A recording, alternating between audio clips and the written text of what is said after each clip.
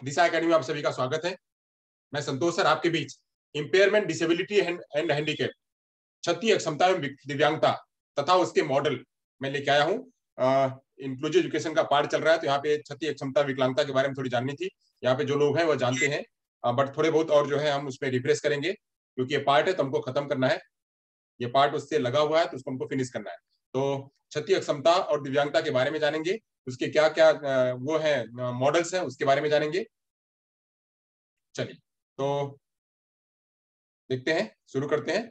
Board पे आते हैं, सीधे बोर्ड वर्क करेंगे। जिसको नहीं दिखेगा या जिसको कोई समस्या होगी वो हमको बता देगा। जिसको नहीं दिखेगा या जिसको समस्या होगी वो हमको बता देगा।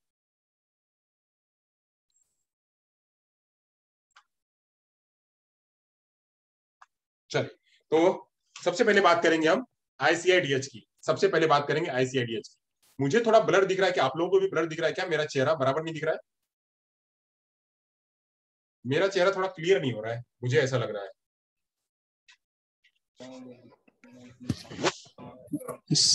क्लियर है सर, परंतु क्या है, कैमरे की क्वालिटी ऐसी है ना, इसलिए दिख रहा होगा।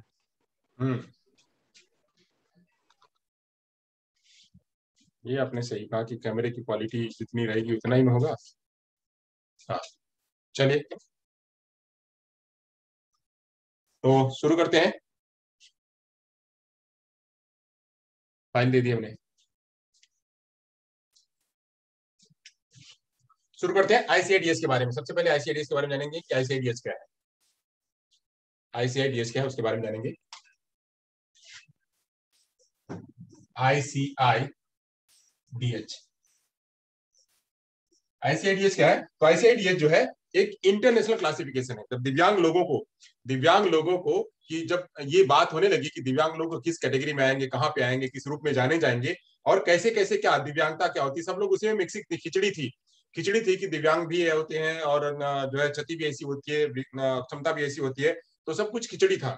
अब खिचड़ी को क्लियर करने के लिए, खिचड़ी को जो है क्लियर करने के लिए डब्ल्यूएचओ ने क्लासिफिकेशन किया। डब्ल्यूएचओ, वर्ल्ड हेल्थ ऑर्गेनाइजेशन ने एक क्लासिफिकेशन दिया 1980 में। उसने एक ऑर्गेनाइजेशन, उसने जो है एक क्लासिफिकेशन दिया 1980 में। 1980 में क्लासिफिकेशन दिया जिसका नाम रखा उन्होंने आईसीआईडीएच। जिसका नाम रखा उन्होंने आईसीआईडीएच। आईसीआईडीएच का मतलब क्या? कि इंटरनेशनल क्लासिफिकेशन, मतलब इंटरनेशनल क्लासिफिकेशन। क्या नाम रखा? तो नाम रखा इसका डब्ल्यूएचओ ने।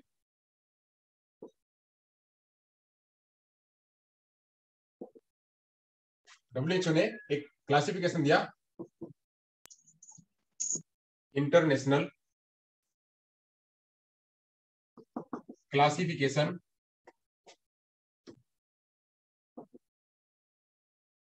इंटरनेशनल क्लासिफिकेशन लो, अब यहां से नहीं दिखा।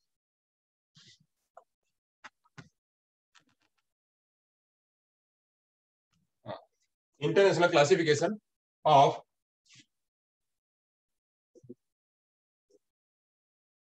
Impairment, disability and handicap.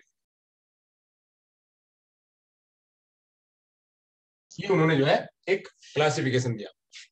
ये क्लासिफिकेशन दिया कि international classification of impairment, disability and handicap, ये उन्होंने क्लासिफिकेशन दिया। और इस क्लासिफिकेशन में बताया, कि क्या होती है, क्या होती है इम्पेयरमेंट, क्या होता है डिसेबिलिटी और क्या होता है हैंडीकैप। इसको उन्होंने एक लीनियर डायग्राम में प्रस्तुत किया। इसको इन्होंने एक लीनियर डायग्राम में प्रस्तुत किया। वो लीनियर डायग्राम मतलब क्या? कि लीनियर डायग्राम कुछ ऐसा था। उन्होंने कहा कि यह जो है यह कैसे आती है, इसको इन्होंने देने का काम किया। बोला ये लीनियर एक लाइन में चलती है, तो लाइन में चलती है तो पहला चलने का काम जो है, पहला चलने का काम पहले रास्ते पर आता है। सबसे पहले आता है डिसीज, सबसे पहले आता है डिसीज। उसके बाद जो है आता है इंपेयरमेंट, उसके बाद आता है डिसेबिलिटी और उसके बाद लास्ट में आता है हैंडीकैप। हैंडीकैप ये उन्होंने देने का काम किया।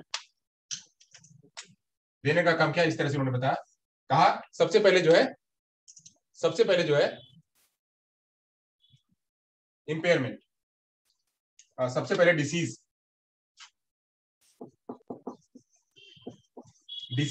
डिसीज के बाद impairment, impairment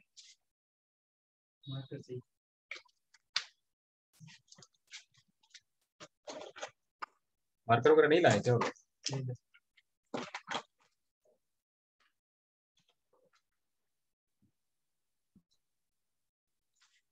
disease impairment, disease impairment, उसके बाद आया डिसेबिलिटी, फिर दिया डिसेबिलिटी, डिसेबिलिटी, और उसके बाद आया लास्ट में दिया उन्होंने कहा कि हैंडीकैप।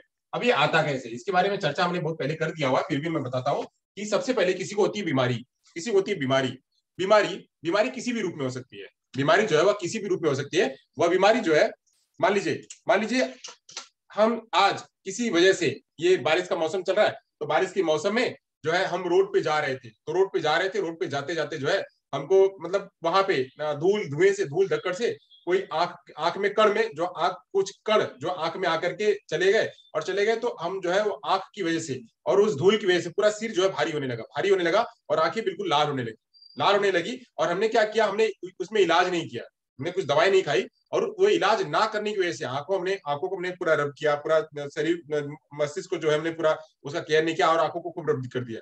अब उसका असर जो है हमारी आंखों पर आ गया और वो धीरे धीरे हमारा बढ़ने लगा, हेडेक जो है, सिर दर्द भी बढ़ने लगा और आंखों में दर्द भी बढ़ने लगा। तो जो पहले हमारी आंखें बहुत अच्छी थी, जो दिख रहा था, अब उन आंखों से धीरे धीरे कम होने लगा। कारण क्या था, एक वायु वातावरण, उस वायु वातावरण को हमने कंट्रोल नहीं किया, और कंट्रोल जो है हमें एक बीमारी का रूप ले ली, बीमारी का यानी आंख और सिर दर्द का रूप ले ली। और उसकी वजह से हम जो है वो हुई पहले बीमारी की वजह से, उसकी वजह से जो है हमारा आंख देखने की जो पावर था वो धीरे धीरे कम होने लगा, यानी उसमें क्षति होने लगी, जो क्षमता थी पूरी, मतलब जो उसमें हमारा देखने का क्षमता था वो उसमें कम होने लगी, यानी उसमें क्षति होने लगी। आंखों के रेटिना में या आंखों की जो देखने की जो क्षमता है, जो देखने का अंग है, उस अंग में हमें क्षति हो गई। क्षति होने की वजह से क्या है, अब हम देख सकने में, जो पहले बहुत अच्छी तरह से देखते थे, अब वो देख सकने में अक्षम हो गए, तो उसे कहते हैं डिसेबिलिटी। फिर वही चीज, जब डिसेबिलिटी जब बहुत लंबे पैमाने पर हो जाती है, यानी हमको देखने में पहले हम देख पाते थे, अब देखने में हम अक्षम है, और हम जो है चश्मा लगाते हैं या हम लोगों के बीच में जाते हैं तो हम बहुत कम देख पाते, तो लोगों ने हमको स्टिग्मेटाइज कर दिया, बोले तो ये तो देख नहीं पाते, तो अंधा है, देख नहीं पाते, अंधा है। तो वो चीज क्या हुई, वो हैंडीकैप।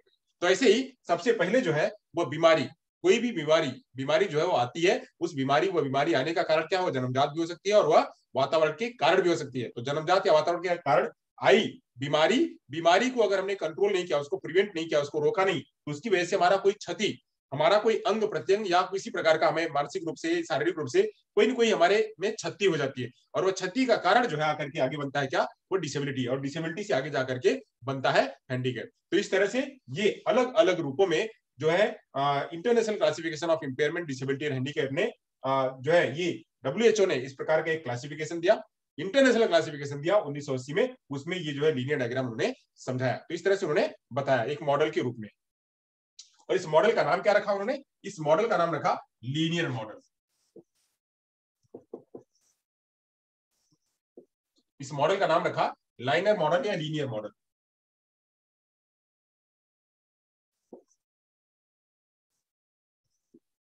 लाइनर मॉडल या लीनियर मॉडल, लाइन है ना, ये लाइन में जाता है, लाइनर कह सकते हैं उसको, लीनियर मॉडल कह सकते हैं, लीनियर मॉडल ऑफ डिसेबिलिटी। ये जो है मॉडल में नाम रखा ICIDH। तो ये कॉन्सेप्ट हमें समझ लिया।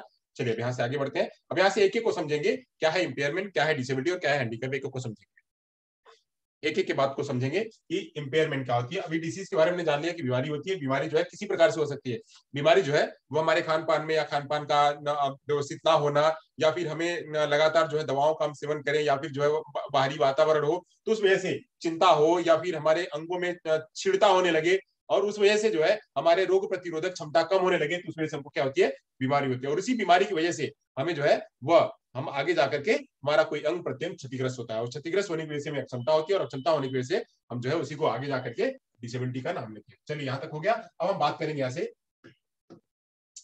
से बात करेंगे हम आगे। सबसे पहले बात करेंगे इंपेयरमेंट के बारे में। इंपेयरमेंट क्या है, सबसे पहले इसी ICIDS का पहला पार्ट इंपेयरमेंट के बारे में पढ़ेंगे कि इंपेयरमेंट क्या होता है। चलिए जानते हैं कि इंपेयरमेंट क्या होता है। इंपेयरमेंट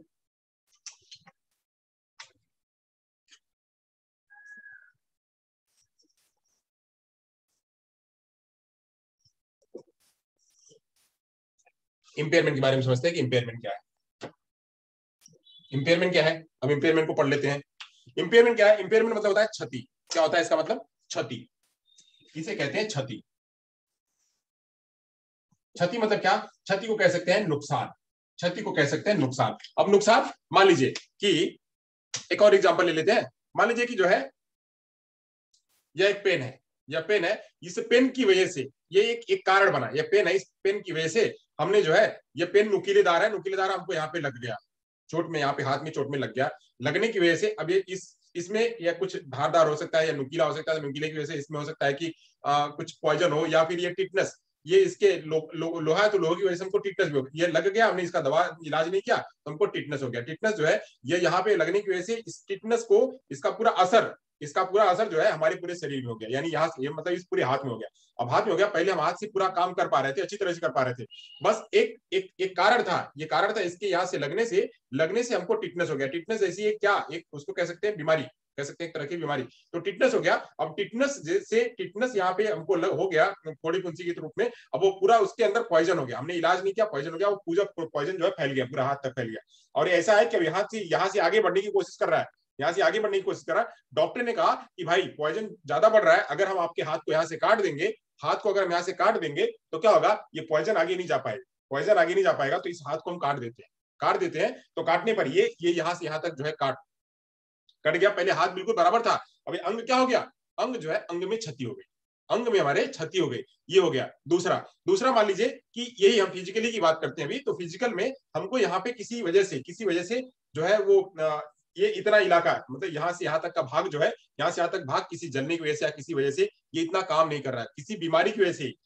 से इतना काम नहीं कर रहा है, इतना भाग जो है हमारा क्या हो गया, क्षतिग्रस्त हो गया, इतना भाग हमारा क्षतिग्रस्त हो गया। तो क्षतिग्रस्त होना कब होता है, जब हमें कोई बीमारी होती है। मान लीजिए कि एक और इलाज बताते हैं, ये भी कारण उसका, कि मान लीजिए कि हमें बुखार हुआ, बहुत तेज बुखार होने की वजह से हमारा जो है एक हेमिस्फेयर, एक साइड का हेमिस्फेयर हमारा खराब हो गया, एक साइड का हमारा लेफ्ट हेमिस्फेयर जो है वह किसी वजह से हमारा डैमेज हो गया।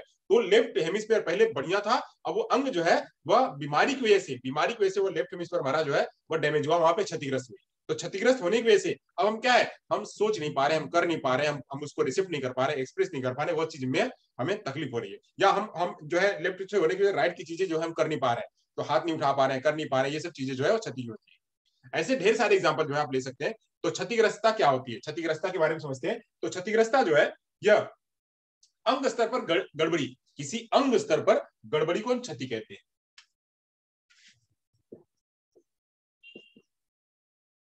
किसी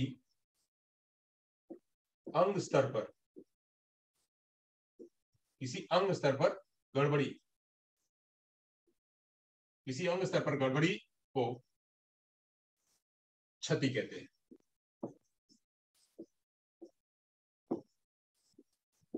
अगर अंग स्तर पर गड़बड़ी हुई, अंगों में गड़बड़ी हुई, तो उस अंग स्तर पर क्षति को क्या कहते हैं, उसे कहते हैं जो है क्या, क्षति। अब क्षति जो है, क्षति कैसी हो सकती है, तो क्षति होने के लिए मनोवैज्ञानिक रूप में,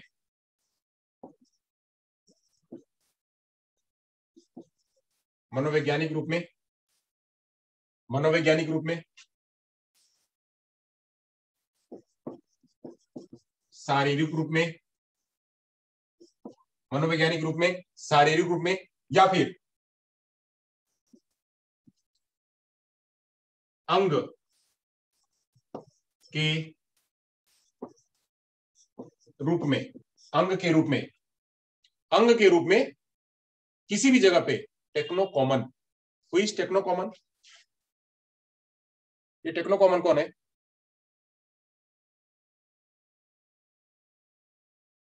टेक्नो कॉमन कौन है, टेक्नो कॉमन आए कि निकल गए,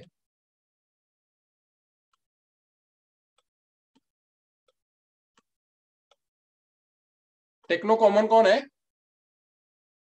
जरा अपना नाम मुझे लिखिए, चैट बॉक्स में करिए तो।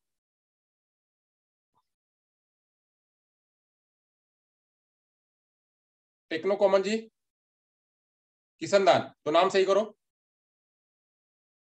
नाम सही करो अपना, सही नाम से आया करो।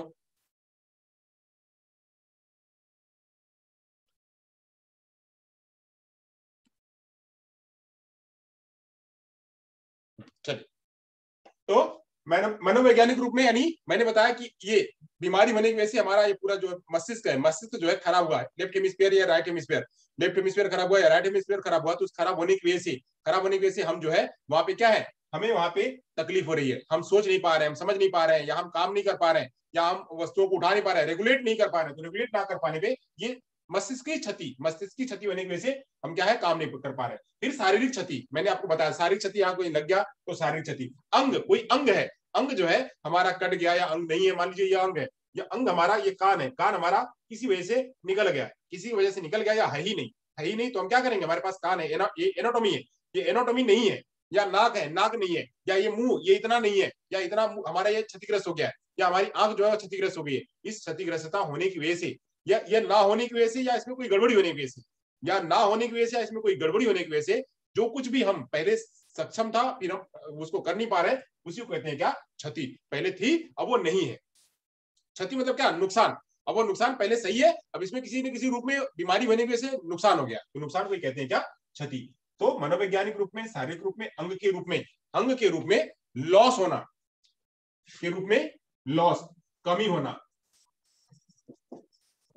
कमी होना, या एबनॉर्मल होना, असामान्य होना, या असामान्य होना, असामान्य होना क्षति कहलाता है।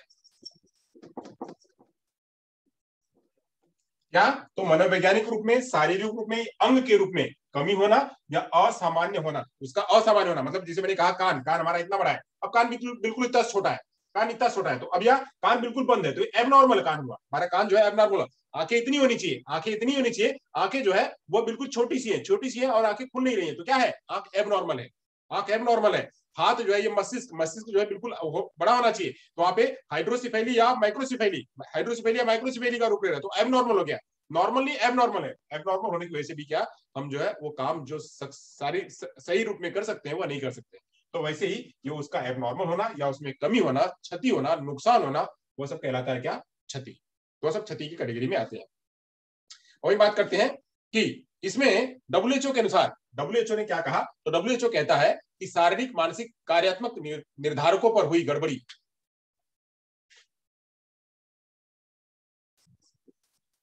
देखिए, ओके चलिए देख लेते हैं, दिखेगा ये।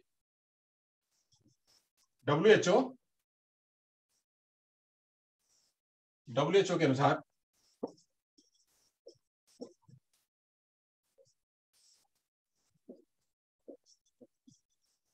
शारीरिक मानसिक, शारीरिक मानसिक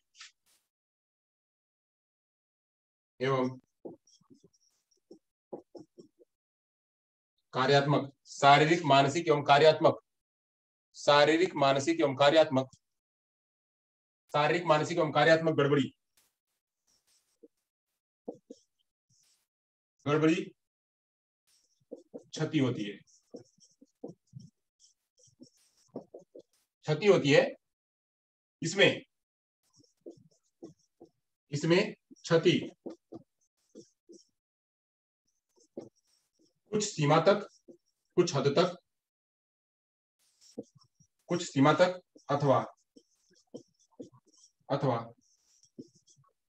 पूर्ण रूप से हो सकता है, इसे कहते हैं क्षति। जो हमारा अंग प्रत्यंग है, उस अंग प्रत्यंग में या तो कुछ सीमा तक हो सकता है गड़बड़ी हो, या फिर पूरी की पूरी गड़बड़ी हो सकती है, तो उसको उसको माइल्ड, मॉडरेट, सीवियर कह सकते हैं। मान लीजिए हाथ को किसी ने कहा कि हाथ को क्या पूरा काटना पड़ेगा, तो नहीं, उन्होंने कहा कि इतना ही काटना पड़ेगा, तो कुछ सीमा तक हुआ, ये कुछ सीमा तक हाथ को काटना हुआ, तो कुछ सीमा तक हाथ पूरा कट गया, यानी पूरी क्षति हो गई, ये कुछ सीमा तक हुआ। ये पूरा, या फिर हमारा कह रहा है कि पैर को पूरा काटना है, तो पैर को पूरा काटना है तो पैर का पूरा भाग कट गया तो पूर्ण रूप से क्षति हो सकती है, या फिर थोड़ी क्षति हो सकती है। ये मस्तिष्क का आधा भाग ही क्षतिग्रस्त हुआ है, पूरा भाग क्षतिग्रस्त नहीं हुआ, तो आधा भाग भी हो सकता है, पूरा भाग भी हो सकता है। क्षतिग्रस्त जो है वह शारीरिक रूप में, मानसिक रूप में या कार्यात्मक रूप में पूर्ण रूप से भी क्षति हो सकती है, या फिर वह आंशिक रूप से, या वह जो है वह कम रूप में भी कुछ सीमा तक भी हो सकती है। ये जो है ये क्या है, स्थायी और अस्थायी या पूर्ण रूप से हो सकता है। चलिए यहां से बात करते हैं, क्षति हो गया। अब यहां से बात करते हैं अक्षमता के बारे में। अक्षमता के बारे में बात करते हैं। क्षति हो गया, अब अक्षमता की चर्चा करते हैं कि अक्षमता क्या है।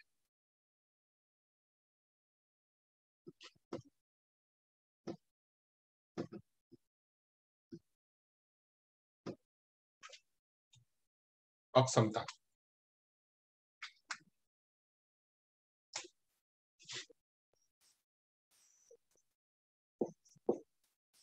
यानी डिसेबिलिटी। अक्षमता यानी डिसेबिलिटी। डिसेबिलिटी क्या है इसके बारे में चर्चा करते हैं। डिसेबिलिटी क्या है इसके बारे में चर्चा करते हैं। तो डिसेबिलिटी क्या है, तो डिसेबिलिटी वह है कि डिसेबिलिटी वह है कि एक व्यक्ति, सबसे पहले हमको डिसेबिलिटी को जानने पहले हमको एबिलिटी जानना पड़ेगा। वो क्षति हुई, अब क्षति की वजह से कोई व्यक्ति जो पहले काम को कर पा रहा था, पहले वह देख पा रहा था, पहले वह सुन पा रहा था, पहले वह काम को कर पा रहा था, पहले वह सोच पा रहा था, पहले वह सुन पा रहा था, सब कार्यों को कर पा रहा था, कार्यों को कर पा रहा था, अब वो उन्हीं कार्यों को कर नहीं पा रहा है। जो कार्य को करने में सक्षम था, पहले सक्षम था कार्य को करने में, अब वही कार्य को करने में अक्षम हो गया। अक्षम हो गया तो ये अक्षमता या बाधा या कमी, कमी जो उसके कार्यों में आती है उसी को कहते हैं क्या, उसी को कहते हैं अक्षमता। इसे कैसे कहेंगे, तो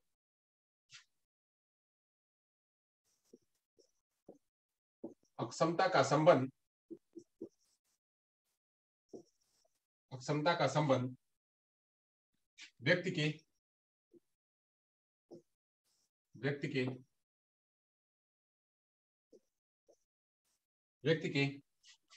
कार्यकुशल, व्यक्ति के कार्यकुशल व्यवहार में परिलक्षित, व्यक्ति के कार्यकुशल में परिलक्षित होने वाले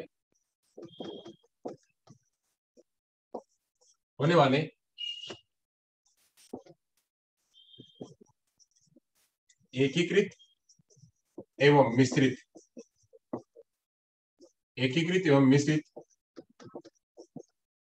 गतिविधि है। एकीकृत एवं मिश्रित गतिविधि है यानी क्या, अक्षमता का संबंध व्यक्ति के कार्यकुशल व्यवहार में परिलक्षित होने वाले एकीकृत एवं मिश्रित गतिविधि है। यानी वह उस कार्य में करने में, वह या तो कार्य को करने में जो है वह किसी हद तक सक्षम नहीं है, किसी हद तक कार्य को करने में सक्षम नहीं है, वही कहलाएगा क्या, वह कहलाएगा अक्षमता। कोई भी व्यक्ति कार्य की कुशलता या उसके व्यवहार में वो परिलक्षित होता है क्या, अक्षमता उसके व्यक्ति के कार्यों में या उसके व्यवहार में परिलक्षित होता है। वह या तो वह एकीकृत इंटीग्रेटेड रूप में हो सकता है, या फिर वह मिक्स रूप में हो सकता है। यानी मिक्स रूप में क्या, या तो हो सकता है कि उसका हाथों पर काम करने में वो अक्षम हो, या फिर वो सोचने में अक्षम हो, या चलने में अक्षम हो, या हो सकता है कि उठाने चलने दोनों में अक्षम हो। तो ऐसे उसके कार्यों में परिलक्षित या उसके व्यवहार में परिलक्षित होता है कि वह सोच नहीं पा रहा है। व्यवहार क्या, तो व्यवहार सोच नहीं पा रहा है, व्यवहार वह कर नहीं पा रहा है। तो यह सब उसके अंदर में दिखाई पड़ता है। तो यह दिखाई पड़ता है। अब उसी को आगे जाकर के डिफाइन करते हैं कि अगर कोई देख नहीं पा रहा है तो उसे कहेंगे विजुअली, अगर कोई सुन नहीं पा रहा है तो उसे कहेंगे हियरिंग, अगर कोई चल नहीं पा रहा है तो उसे कहेंगे लोकोमोटर, अगर कोई जो है वो सोच नहीं पा रहा है तो उसे कहेंगे इंटेलेक्चुअल, और वही कोई जो है खड़ा नहीं हो पा रहा है तो उसे कहेंगे सीपी, अगर वही कोई लिखने पढ़ने में है तो उसे कहेंगे कि लर्निंग। तो ये अलग अलग रूप में जैसा व्यवहार, जैसी उसकी कार्यकुशलता है, उसमें अगर अक्षमता होती है तो उस अक्षमता को उन्हीं नामों के आधार पर उसे जो है नामनक्लेचर देते हैं, उसी आधार पे नामकरण करते हैं। तो अक्षमता का संबंध व्यक्ति के कार्यकुशल व्यवहार में परिलक्षित होने वाले एकीकृत और मिश्रित गतिविधि से है।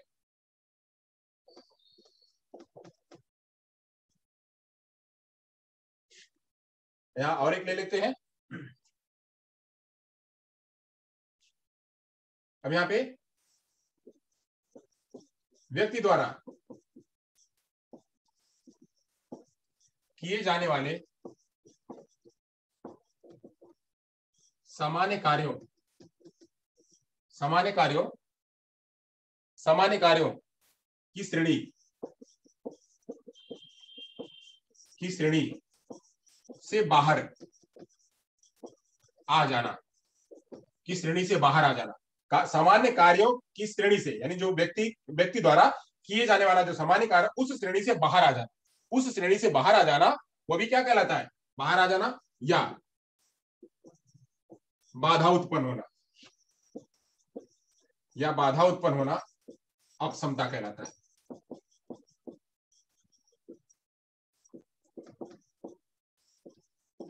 यह भी क्या है, यह भी अक्षमता कहलाता है। अक्षमता का संबंध व्यक्ति के कार्य कुशल व्यवहार में परिलक्षित होने वाले एकीकृत एवं मिश्रित गतिविधि से है, ये हो गया। उसके बाद दूसरी बात कह रहा कि व्यक्ति द्वारा किए जाने वाले सामान्य कार्यों की श्रेणी से बाहर आ जाना। जो एक सामान्य व्यक्ति काम कर रहा है वैसे एक व्यक्ति है जो उस कार्य को नहीं कर पा रहा है, उससे बाहर आ गया। यानी एक व्यक्ति है यहाँ पे, देखिएगा, चलिए यहाँ ले लेते हैं। मान लीजिए एक व्यक्ति है यहाँ पे, यह एक व्यक्ति है, यह व्यक्ति कार्य को कर पा रहा है, यह इस श्रेणी में है। यहाँ पे भी एक और व्यक्ति है, यह भी, ये दोनों एक काम को कर पा रहे हैं, ये दोनों एक काम को कर पा रहे हैं, किसी भी कार्य को ये दोनों व्यक्ति कर पा रहे हैं, ये भी कर पा रहा है और ये भी कर पा रहा है। अब ऐसी कोई कंडीशन आई कि जिसमें कि यह व्यक्ति बीमार हो गया, और बीमार होने की वजह से इसके जो है ये हाथ, इसके ये वाले हाथ जो है ये क्षतिग्रस्त हो गए, ये वाला हाथ क्षतिग्रस्त हो गया। यानी मैंने यहाँ बनाया, अब ये इसको मैं क्षतिग्रस्त कर देता हूं।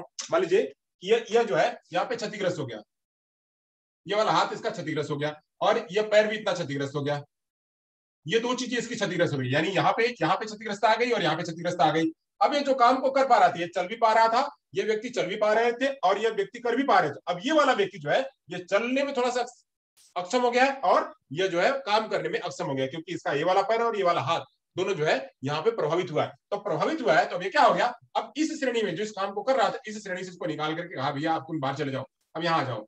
इसको बाहर करके यहाँ कर दिया कि भाई आप अब काम को कर नहीं पाओगे तो आप बाहर चले जाओ, या फिर जो काम इसको दिया जाता था 100% दोनों काम करते थे, 100% काम करने के लिए तो 100% काम कर रहे थे। इसको कहा कि भाई आप 100% तो नहीं कर पाओगे, आपको 50% काम देते हैं। तो काम में क्या हुआ, काम में बाधा होने लगी, जो एक पूरी लगन के साथ में, शिद्दत के साथ में काम कर रहे थे, अब ये लगन के साथ में, शिद्दत के साथ में काम नहीं कर पा रहा है। इसको किसी असिस्टिव डिवाइस की जरूरत पड़ रही है, इसको किसी उपकरण की जरूरत पड़ रही है, उपकरण की मदद से वह काम को कर पा रहा है, फिर भी उतना काम उतनी पोटेंशियलिटी के साथ में नहीं कर पा रहा है। क्यों नहीं कर पा रहा है, क्योंकि इसके कार्य में ये जो अंग में क्षति हो गई है, अंग में क्षति होने की वजह से उसका असर कहां पे आया, उसके कार्यों पर, उसके कार्य करने की क्षमता पर आया। तो वही किए जाने वाले सामान्य कार्यों की श्रेणी से बाहर आ जाना, यानी सामान्य श्रेणी से उससे बाहर आ जाना, वही होती है क्या, उसे कहते हैं अक्षमता। चलिए आगे चलते हैं, यहाँ तो समझ में आ गया। अब मैंने एक बात बताया था कि आपको अगर अक्षमता के बारे में जानना है, अक्षमता के बारे में अगर जानना है तो वहां पे पहले सबसे पहले आपको क्षमता को जानना पड़ेगा। यानी अक्षमता को जानने के लिए क्षमता को जानना जरूरी है।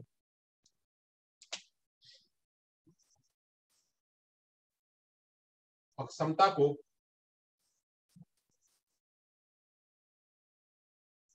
समझने के लिए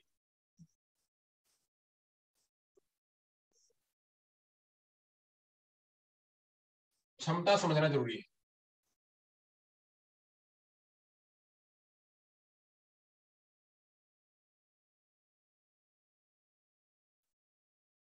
क्षमता समझना जरूरी है, यानी अक्षमता को समझने के लिए क्षमता को समझना जरूरी है। चलिए यहां तक हो गया, हमने यहां तक समझ लिया। अब आगे चलते यहां से दिव्यांगता के बारे में समझते हैं कि दिव्यांगता क्या है।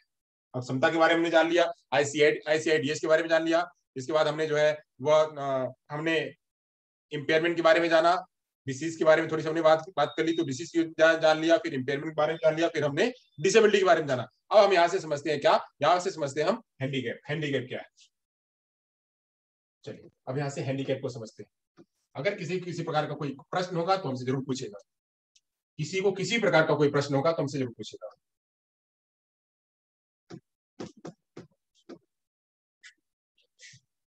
चलिए तो समझते हैं अब यहाँ से दिव्यांगता के बारे में।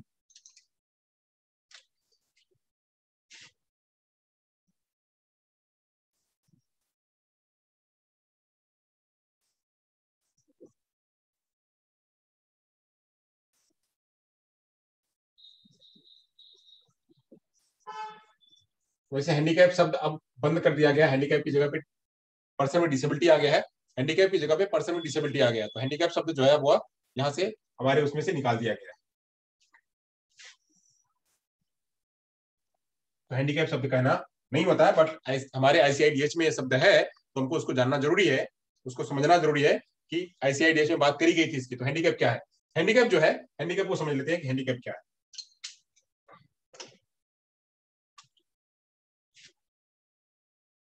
हैंडीकैप को समझ लेते हैं। स्वास्थ्य अनुभव के संदर्भ में एक व्यक्ति के लिए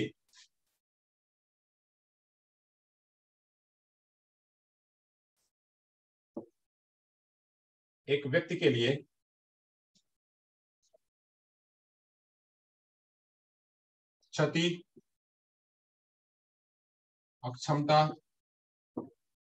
से उत्पन्न, क्षति अक्षमता से उत्पन्न सीमा के रूप में है, क्षति अक्षमता से उत्पन्न सीमा के रूप में, सीमा के रूप में है, जो उस व्यक्ति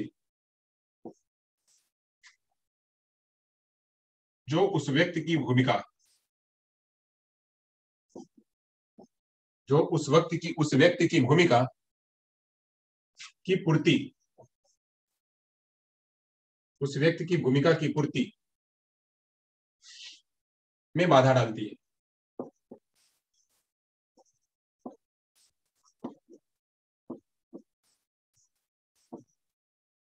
में बाधा डालती है।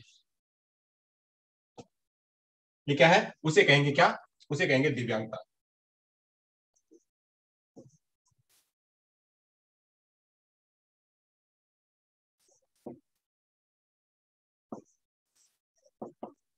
अब चलिए समझ लेते हैं क्या है।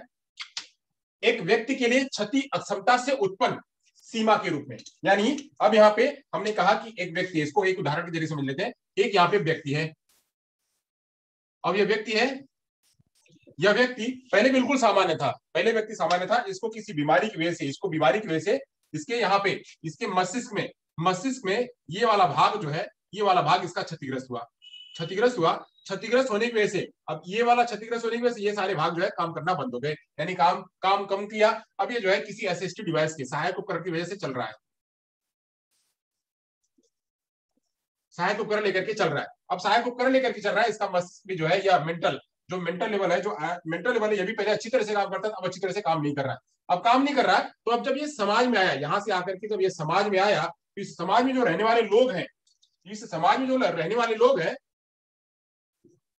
जितने भी लोग समाज में रहने वाले लोग हैं, ये सारे लोग, समाज में जो रहने वाले लोग हैं, ये सारे लोग जो है अब इसको स्वीकार नहीं रहे, कह रहे हैं कि भाई तुम्हारा ये हाथ पैर नहीं काम कर रहा है, तुम्हारा मस्तिष्क काम नहीं कर रहा, तो तुम तो यहाँ पे नहीं आ सकते हो, तुम तो भाई तुम दिव्यांग हो, तुम काम नहीं तुम कर नहीं पाओगे, तुम तो जो फिजिकली हो, तुम तो बैसाखी लेके चलते हो, और तुम्हारा दिमाग नहीं काम करता, तुम तो जो है मानसिक मंद हो। तो ऐसे पहले वही व्यक्ति सामान्य था, अब उसको ये पूरे समाज ने स्टिग्मेटाइज कर दिया, इस पूरे समाज ने स्टिग्मेटाइज कर दिया, उसको नाम दे दिया कि भाई तुम तो क्या हो, तुम तो दिव्यांग हो। तो सामाजिक रूप से, उम्र के आधार पे, लिंग के आधार पे, सामाजिक परिप्रेक्ष्य के आधार पे जब व्यक्ति को एक नाम दे दिया जाता है, कि नाम क्या, कि नाम तुम जो है वो श्रवणक्षम हो, नाम तुम उसको कह दिया जाए कि तुम श्रवण दिव्यांग हो, तुम जो है दृष्टि दिव्यांग हो, तुम फिजिकली इंपेयर्ड हो, ऐसे नाम जब दे दिया जाता है समाज के द्वारा, वो समाज क्या है, वो बड़ा टर्म है, ये बड़ा टर्म है, मोटा टर्म है, मोटा टर्म एक दिन में नहीं आता है, तो बड़ा टर्म जो है वह एक दिन में नहीं आता, उसके लिए बहुत मतलब कई बार वो समाज में जाता है, समाज उसको देखते कामों के आधार पर उसको वर्गीकृत करने लगता है। जब कामों के आधार पर वर्गीकृत कर देता है, वही कहलाती है क्या, वही दिव्यांगता कहलाती है। तो काम के आधार पे व्यक्ति को वर्गीकृत कर देना, उसको बांट देना, या उसको नामोनक्लेचर कर देना कि तुम दिव्यांग हो, तुम जो है शारीरिक रूप से दिव्यांग हो, तुम मानसिक रूप से दिव्यांग हो, तुम या दृष्टिबाधित हो, तो ऐसे लोगों को कह देना जब ये बात कहते हैं, यानी उसकी क्षति और अक्षमता के आधार पे उसकी सीमा निर्धारित कर देना, या उसकी भूमिका निर्धारित कर देना, या उसकी भूमिका की पूर्ति में बाधा डालना, ये सब दिव्यांगता कहलाती है, यह सब बातें दिव्यांगता कहलाती है। यानी क्षति जो है किसी अंग का नुकसान है, अक्षमता क्या है, क्षति के आधार पे होने वाला काम को न कर पाना, वह अक्षमता है। वह क्षति और अक्षमता जब बृहद रूप लेती है और समाज में जब जाती है, तो समाज में जाने पर जब व्यक्ति को नॉमेनक्लेचर किया जाता है, या व्यक्ति को बाधा डाला जाता है, तो बाधा ही क्या कहलाती है, वो बाधा ही दिव्यांगता कहलाती है। तो ये तो था दिव्यांगता के बारे में। चलिए अब हम यहाँ पे बात करते हैं कि दिव्यांगता शब्द, पहले तो यह विकलांग था, पहले दिव्यांग शब्द नहीं यूज होता था, पहले विकलांग शब्द यूज होता था। बट जब गवर्नमेंट आई, मोदी सरकार आई, तो मोदी सरकार में 27 दिसंबर 2015 को, मोदी सरकार 27 दिसंबर 2015 को 27 दिसंबर 2015 को मोदी जी ने अपने मन की बात में,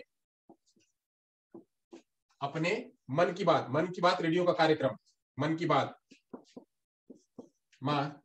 में कहा कि दिव्यांगों को, जो भी शारीरिक रूप से अशक्त लोग हैं या वो जो भी व्यक्ति हैं वो दिव्य क्षमता वाले हैं, तो दिव्य क्षमता वाले हैं तो उन्हें दिव्य क्षमता वालों को क्या कहा जाएगा, उन्हें जो है दिव्यांग कहा जाएगा।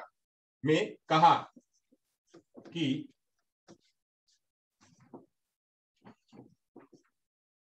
शारीरिक रूप से अक्षम, अब शारीरिक रूप से अक्षम का मतलब खाली वही फिजिकली नहीं, शारीरिक रूप से अक्षम जो है वह देख ना सकने वाले, सुन ना सकने वाले, सूंघ ना सकने वाले, ये जो भी है ये सभी शारीरिक रूप से अक्षम होते हैं। तो शारीरिक रूप से अक्षम व्यक्तियों में, शारीरिक रूप से अक्षम व्यक्तियों में दिव्य क्षमता होती है, दिव्य क्षमता होती है।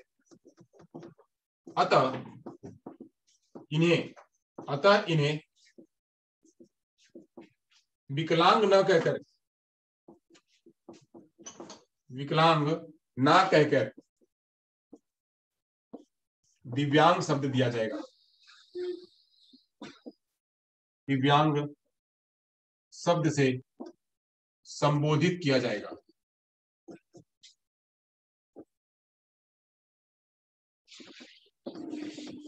तब से जो है इन दिव्यांग जनों को जो पहले विकलांग शब्द यूज होता था, उन विकलांग लोगों को दिव्यांग शब्द से प्रयोग किया जाने लगा। और उनको जो है अभी सभी जितने संस्थान है या जितने भी टेक्नोलॉजी है या जितने भी पेपर वर्क है, जितनी भी जगह पे जहां भी है, उन सभी जगहों पे जो है विकलांग के शब्द की जगह पे दिव्यांग शब्द जो है वह इस्तेमाल होता है।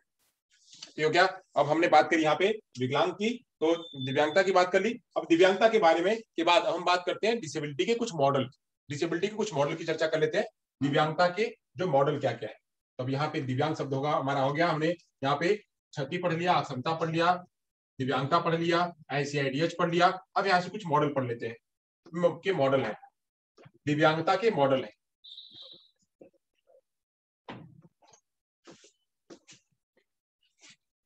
दिव्यांगता को ही, अब यहाँ पे दिव्यांगता जो हैंडीकैप है, हैंडीकैप को दिव्यांगता की जगह पे पर्सन विद डिसेबिलिटी कहा गया। क्या कहा गया? हिंदी में तो दिव्यांग कहा गया, उसको अंग्रेजी में दिव्यांगता को जो है, पहले हैंडीकैप शब्द जहां पे हैंडीकैप शब्द था, जहां पे हैंडीकैप शब्द था, हैंडीकैप शब्द को हटा दिया गया। हैंडीकैप को कहा गया हैंडीकैप शब्द यूज नहीं करना है, इसकी जगह पे क्या करना है person with disability, person with disability. यह कहीं कहीं प्रश्न आता है कि उसकी जगह पे क्या प्रयोग किया जाता है, तो पर्सन विथ डिसेबिलिटी प्रयोग होता है। क्या? हैंडीकैप, अगर कोई व्यक्ति हैंडीकैप है, जैसे मेंटली हैंडीकैप या फिजिकली हैंडीकैप या विजुअली हैंडीकैप या हियरिंग हैंडीकैप, तो विजुअली हैंडीकैप, हियरिंग हैंडीकैप, पहले संस्थानों के नाम भी ऐसे ही हुआ करते थे, संस्थानों के नाम भी ऐसे ही हुआ करते थे। कैसे? तो कहा जाता था NIOH, कहा जाता था NIVH, कहा जाता था NIMH, कहा जाता था NIHH, इस तरह से कहा जाता था, नाम इस तरह से होते थे। NIOH, इसका नाम बदल करके क्या कर दिया गया? NILD कर दिया गया है। NIVH का नाम बदल करके क्या कर दिया गया है? तो NIEPVD कर दिया गया है। अब NIMH का नाम क्या कर दिया गया है? तो NIMH का नाम कर दिया गया NIEPID कर दिया गया है। वहीं पे NIHH का नाम क्या कर दिया गया? तो इसका नाम कर दिया गया AY, पहले इसमें भी था AYJ, तो AYJ NISHD। देखिए हर जगह पे डी आया है, H को हटा दिया गया, H को यहाँ पे जो H था, H को हटा दिया गया, इन सारे H को हटा दिया गया, इस H को हटा दिया गया, इस H को हटा दिया गया, इस H को हटा दिया गया, इस H को हटा दिया। क्यों हटा दिया गया? क्योंकि हैंडीकैप शब्द जो है वह यूज नहीं करना है। हैंडीकैप शब्द जो है वह रूढ़िगत लगता है, वह स्टीरियोटाइप लगता है, वह जो है वह रूढ़िगत लगता है, स्टीरियोटाइप लगता है। तो इस रूढ़िगत और स्टीरियोटाइप के शब्द को क्या है, वह वहां पे हटाने की बात हुई, वहां पे उसको स्टिग्मेटाइज जो करने की बात होती है उसको हटाने की बात करी गई। वो प्रेजुडिस लगता है तो उसको हटाने की बात करी गई। तो अब यहाँ से हैंडीकैप, मोदी जी के मन की बात में मोदी जी के मन की बात में 2015 में जो उन्होंने बात करी, उसमें जो है हैंडीकैप शब्द को हटा करके पर्सन विद डिसेबिलिटी किया गया, तो नाम बन गया क्या, एनआईओएस से एनआईएलडी बन गया, national institute of locomotor disability. अब यहाँ पे बन गया, यहाँ पे national institute of visually handicap था, उसकी जगह नाम बन गया क्या, national institute of empowerment of person with disability. Person with disability, देखिए पीवीडी, पर्सन विद, यहाँ पे विजुअल डिसेबिलिटी, यहाँ पे विजुअल, यहाँ भी है ना, तो पर्सन विद विजुअल डिसेबिलिटी, यहाँ पे विजुअल हो गया, यहाँ पे एनआईएमएस था, तो नेशनल ये था क्या, देखिए यहाँ पे, तो ये national institute of mentally handicap, तो यहाँ पे क्या कर दिया गया, national institute of empowerment of person with intellectual, यहाँ पे आई की जगह पे इंटेलेक्चुअल डिसेबिलिटी कर दिया गया। वहां पे देखिए यहाँ पे एनआईएचएस था, यहाँ पे एनआईएचएस की जगह पे national institute of speech and hearing disability, speech and hearing disability कर दिया गया। यहाँ हियरिंग हैंडीकैप था, हियरिंग हैंडीकैप की जगह पे कर दिया गया SHD, speech and hearing disability. तो वहां पे जो है नाम बदला गया, नाम बदला गया, क्यों बदला गया कि वह सब जो है वह रूढ़िगत नाम थे, वह प्रेजुडिस नाम थे, तो रूढ़िगत नाम और प्रेजुडिस नाम को, अन्यायी नाम को, उस नाम को बदल करके क्या कर दिया गया, यह नाम रख दिया गया। तो ये भी जो है वह याद करने की बात है। अब चलिए बात करते हैं, हम जो है बात करते हैं यहाँ से दिव्यांगता के मॉडल की, दिव्यांगता के मॉडल की बात करते हैं। इसके अलावा अभी नाम है 9 जो है संस्थान अभी तक नेशनल इंस्टीट्यूट 9 बन गए हैं, तो उन 9 की चर्चा हम कभी आपके साथ में कर लेंगे इसके बाद लेक्चर में। चलिए यहां से बात करते हैं कुछ मॉडल्स की, डिसेबिलिटी के कुछ मॉडल है। मैं डिसेबिलिटी इसलिए लाया हूं क्योंकि आप कहेंगे कि हैंडीकैप था, तो हैंडीकैप से डिसेबिलिटी कैसे आ गया, तो हैंडीकैप शब्द जो है वहां पे हैंडीकैप शब्द यूज किया गया था कहां पे, आईसीआईडीएच में, तो आईसीआईडीएच में दिया हुआ था, इसलिए मैंने आपको बताया कि जो हैंडीकैप शब्द है वो ब्रॉड टर्म है, वह जो है एक सामाजिक टर्म है, वह कल्चरल टर्म है, बट कल्चरल टर्म है जो वो वहां पे प्रयोग होता है, उसको जो है समाज से निकालने के लिए, हटाने के लिए उसको मोदी जी ने कहा कि हैंडीकैप शब्द नहीं यूज करना है, डिसेबिलिटी शब्द यूज करना है, इसलिए उसको निकाल करके एक आ गया। अब उसके कुछ मॉडल्स हैं, उस मॉडल्स की चर्चा कर लेते हैं, दिव्यांगता के मॉडल।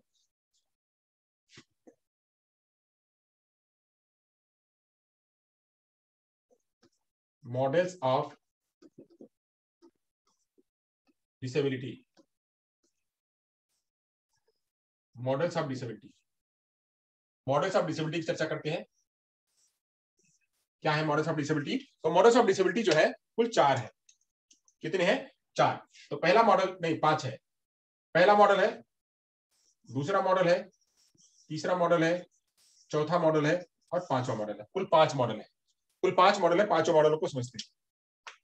5 मॉडल में पहला मॉडल है जिसको कहते हैं ट्रेडिशनल मॉडल, पहले मॉडल को कहते हैं ट्रेडिशनल मॉडल, ट्रेडिशनल मॉडल। दूसरा मॉडल जो है उसको कहते हैं चैरिटी मॉडल, चैरिटी मॉडल। और जो तीसरा मॉडल है इसको कहते हैं क्या, इसको कहते हैं मेडिकल मॉडल। और जो चौथा मॉडल है इसको कहते हैं सोशल मॉडल। और जो 5वां मॉडल है उसको कहते हैं क्या, human right model, human right model. चलिए अब इनके बारे में समझ लेते हैं, थोड़े थोड़े रूपों में समझ लेते हैं कि क्या है, इनको थोड़े थोड़े रूपों में समझ लेते हैं कि यहीं पे हम समझ लेंगे, धीरे धीरे थोड़े थोड़े पॉइंट में समझ लेंगे कि क्या है, इसमें क्या बात करी गई है। तो सबसे पहले बात करते हैं ट्रेडिशनल मॉडल। ये ट्रेडिशनल मॉडल क्या है इसको समझते हैं। तो ट्रेडिशनल मॉडल होता है मतलब परंपरागत मॉडल। परंपरागत मॉडल में वही कहते हैं कि लोग किसी के घर में कोई बच्चा पैदा हुआ, तो बच्चा पैदा हुआ यानी कि यहाँ पे अगर दिव्यांग बच्चा पैदा हुआ है तो हमारा घर पूरा कलंकित हो गया है, हमारा घर पूरा कलंकित हो गया है, हमारे घर में कोई शैतान का वास हो गया है, हमारे घर में कोई दैत्य आ गया है, ऐसी भावनाएं परंपरागत मॉडल होती थी कि हमारा हमारा पूरा घर जो है वो बेकार हो गया है, तो ऐसे दिव्यांग को ले जाओ, बाहर फेंकाओ, ले जाओ इसको गड्ढे में डालाओ, ले जाओ इसको जो है वो मार दो, या इसके छेद कर दो, या फिर इसको झाड़ फूक करवाओ। कि झाड़ फूक करवाने का काम, या फिर उसको जो है वो गड्ढे में फेंक आने का काम, या फिर उसको तुरंत ही मार देना ऐसा काम, या फिर उसको जंगल में छोड़ आना ऐसा काम, ये सारे काम जो है तो होते थे कौन से में, ये सब ट्रेडिशनल मॉडल में होते थे, जो बहुत पुराना था। अब वो धीरे धीरे लोगों का एटीट्यूड, लोगों का व्यू जो है वो बदला हुआ है। ये तो ये पहले मॉडल था, इसको कहते थे ट्रेडिशनल मॉडल। तो ट्रेडिशनल मॉडल में लोग इसको क्या समझते थे, इसको कहते थे विल ऑफ गॉड, यानी ये भगवान की क्या है, भगवान की देन है या भगवान की इच्छा है। इसको कहते थे, क्या कहते थे, इसको कहते थे भगवान की इच्छा,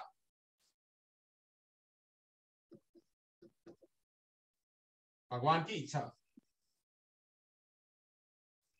भगवान की इच्छा कहते थे। और क्या कहते थे, तो इसको कहते थे जो है यह दैत्यों का दंड, मतलब यह दंड है,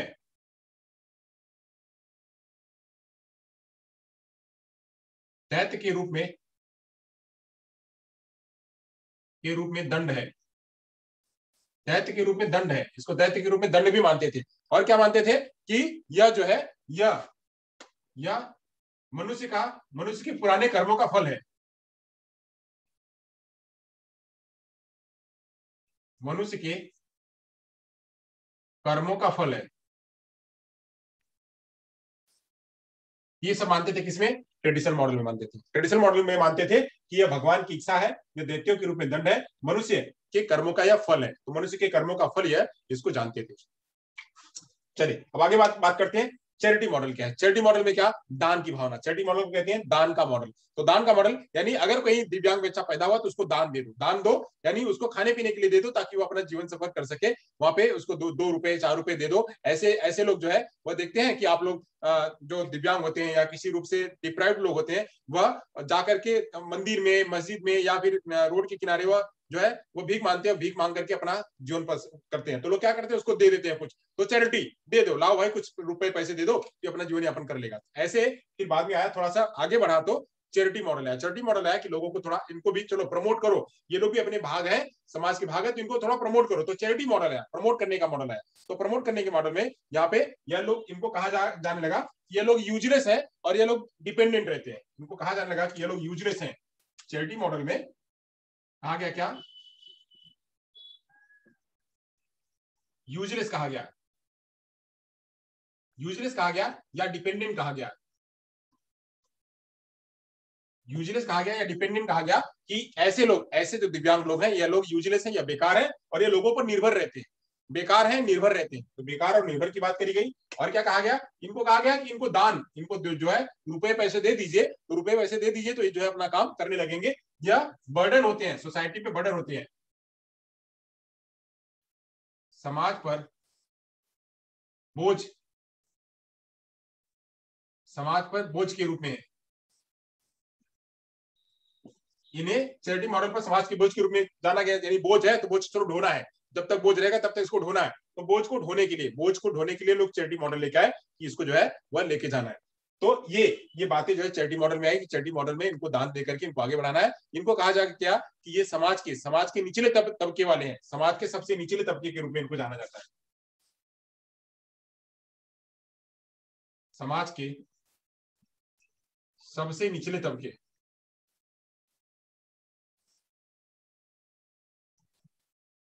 सबसे निचले तबके के रूप में जाना गया।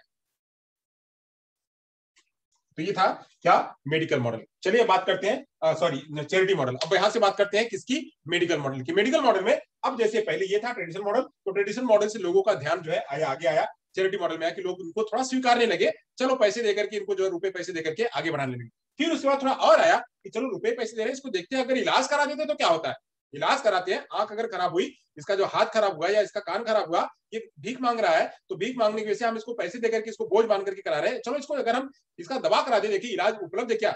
उपलब्ध है क्या? पहले इलाज उपलब्ध नहीं थे। जैसे जैसे साइंस आगे बढ़ा, जैसे टेक्नोलॉजी आगे बढ़ी, जैसे मेडिकल फील्ड आगे बढ़ा, तो ऐसे वैसे इन सभी चीजों के इलाज भी आने लगे, टेस्ट भी आने लगे। तो इलाज आने लगे, टेस्ट आने लगे। तो पहले टेस्ट महंगे होते थे, अब वो टेस्ट जब समाज में आने लगे तो टेस्ट थोड़े सस्ते हुए, तो लोगों तक भी पहुंचने लगी। गवर्नमेंट ने भी उस पर काम करना शुरू किया, फंड देना शुरू किया। तो फंड देना शुरू किया तो वैसे कान का इलाज होने लगा, आंखों का इलाज होने लगा, मस्तिष्क का इलाज होने लगा, जो डिसेबिलिटी उसके इलाज होने लगे, और उनके लिए मशीनें आने लगी, उनके लिए असिस्टिव डिवाइसें आने लगी। तो फिर तब आया क्या? मेडिकल मॉडल आया। मेडिकल मॉडल में क्या कहा गया? उनका इलाज कराओ, उनका इलाज कराओ, उनके लिए थेरेपी की व्यवस्था कराओ, उनके लिए जो है वो उपकरण दो। तो उपकरण देकर के उनको समाज की मुख्यधारा में जोड़ो, समाज की मुख्यधारा में जोड़ो। तो वो सब मॉडल आया किसमें? तो वो मॉडल आया मेडिकल मॉडल में। मेडिकल मॉडल कहता है कि जहां जहां पे उनको समस्याएं हैं, जहां जहां पे समस्याएं हैं, अगर वो कम्युनिकेट नहीं करते हैं तो थेरेपी दो, अगर कम्युनिकेट नहीं करते हैं तो थेरेपी दो, अगर वही कहीं समस्या झेलते हैं तो उनको जो है ऐसी डिवाइसें दो, अगर उनको किसी प्रकार की जरूरत है, किसी आवश्यकता की जरूरत है तो आवश्यकता पूरा करो। पहले उनको पहचान करो, पहचान करना, आइडेंटिफाई करना, फिर उनको जो है इलाज करवाना, इलाज करके उनको दूर करवाना। तो इसमें बात करी गई किसकी? इसमें इलाज की बात करी गई, पहचान की बात करी गई,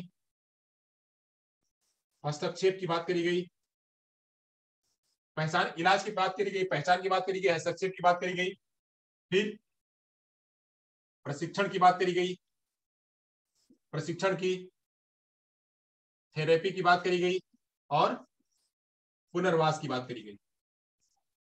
किसमें? मेडिकल मॉडल है। मेडिकल मॉडल में इनको पहचान करना, उनको लिए इलाज करना, उनके लिए हस्तक्षेप करना, प्रशिक्षण करना, थेरेपी देना, पुनर्वास करना, ये सब बात करी गई किसमें? मेडिकल मॉडल में। बट इतना भी काफी नहीं था, इतना भी काफी नहीं था। जिन लोगों को जो जरूरत थी उनके हिसाब से उनको मशीनें देना, उनको उपकरण देना, ये सब कराया तो क्या गया, इलाज करवाया गया, पहचान करवाया गया, हस्तक्षेप करवाया गया, सारी व्यवस्थाएं दी गई। बट इतना भी काफी नहीं था। मेडिकल दे तो दिया, बट उसको स्वीकार्यता नहीं थी समाज में। समाज में स्वीकार्यता नहीं थी, तो समाज में स्वीकार्यता के लिए क्या आया? फिर आया सोशल मॉडल। समाज में स्वीकार्यता बढ़ाने के लिए आया सोशल मॉडल। सोशल मॉडल कहा गया कि सोशल मॉडल में अभी इलाज से भी संभव नहीं था। इलाज तो करा दिया, दे दिया, रुपए पैसे दे दिए, सब कुछ दे दिया, वहां पे इलाज के लिए करवा दिया। अब इलाज से पूरा का पूरा चीजें जो है मिल नहीं पा रही थी, लोग उसको स्वीकार नहीं। इलाज चलो हो गया ना, दवा, घर में बैठो, बाहर नहीं जाना है। घर में बैठो तो घर में बैठ करके उसका उतना विकास नहीं होगा। घर में बैठ करके उसका उतना विकास नहीं होगा, तो उसको बाहर लेके जाने के लिए, समाज के साथ में जोड़ने के लिए, समाज के साथ में जोड़ने के लिए बात करी गई, सोशल मॉडल आया। सोशल मॉडल आया कि इसको समाज के साथ में जोड़ो। तो समाज के साथ में जोड़ने के लिए आई बात कि सबसे पहले तो क्या करना, समाज में आएगा तो दिव्यांग व्यक्ति को क्या करना है, वहां पे उपकरण लेके आना है। तो सबसे पहले तो एटीट्यूड चेंज करना है,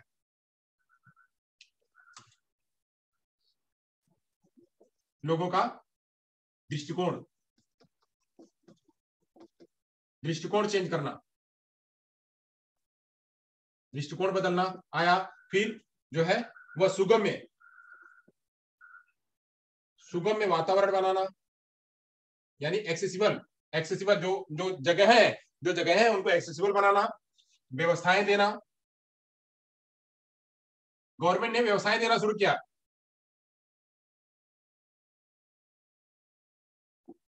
गवर्नमेंट ने व्यवसाय देना शुरू किया कि चलो यहाँ पे जो है पब्लिक प्लेसेस है, चाहे वह हवाई जहाज हो, चाहे वह बस हो, चाहे रेलवे स्टेशन हो, चाहे ट्रेन हो, हर जगह पे इनके लिए समाज में व्यवस्था करी जाए। अगर कोई दिव्यांग व्यक्ति है, चाहे वह हियरिंग इंपेयरमेंट है, चाहे विजुअली इंपेयरमेंट है, चाहे वह फिजिकली इंपेयरमेंट है, चाहे इंटेलेक्चुअल डिसेबल है, तो उसको वहां तक पहुंचेगा कैसे? तो वहां पहुंचने के लिए जो एक्सेस कराने के लिए और सुगम्य बनाने के लिए, एक्सेस कराने के लिए और सुगम बनाने के लिए वह सुगम्य वातावरण बनाया गया। दृष्टिकोण बदला गया कि इनको स्वीकारते हैं, इनके लिए आरक्षण दिया गया कि इनको भी लेके आओ, इनको स्वीकारो। तो आरक्षण देने की बात, बदलने की बात, पढ़ाने की बात, ये सब जो है वह सोशल मॉडल में लेके आया गया। तो वहां पे उनकी ट्रांसपोर्टेशन की बात है, जहां पे वो पुअरली डिजाइन जो इंफ्रास्ट्रक्चर था, जो खराब इंफ्रास्ट्रक्चर था, भौतिक वातावरण, उस भौतिक वातावरण को सुधारने की बात हुई। भौतिक वातावरण को सुधारने की बात।